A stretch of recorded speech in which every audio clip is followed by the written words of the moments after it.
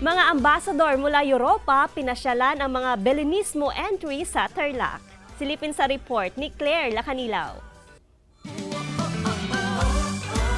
Halos gabi-gabing dagsa ang mga nais masilayan ang naglalakihang Belen sa iba't ibang lugar sa Tarlac. Nitong weekend, nag-ikot naman ang mga ambassador mula sa Europa at ang mismong ang Papal Nuncio to the Philippines Archbishop Charles John Brown para masaksihan ang husay at galing ng mga Tarlakenyo sa paggawa ng mga Belen mula sa 4 na palapag na Belen ng AFP na may mini Christmas village sa Camp Serviliano Aquino. Belen with the shell ng San Lorenzo Parish ang nakamamahang Belen ng Armor Division ng Army na may higanting agila na gawa sa rubber mats. Maging ang Belen ng Tarlac City at ang Hall of Famer ng San Clemente na gawa sa bubble wraps, pet bottles at kawayan. Tampok sa bawat Belen ng iba't ibang Filipino cultural performances. Just fantastic.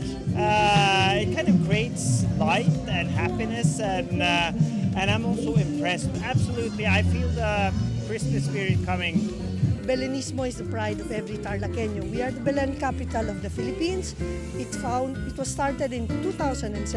Magkakaiba man ang forma, hugis at itsura ng mga Belen, paalala ng simbahang Katolika na huwag sanang kalimutan ang tunay na kahulugan nito. For us as Catholics, Belen is extremely important because it reminds us that God became a little baby in the person of Jesus, the son of Mary in Bethlehem.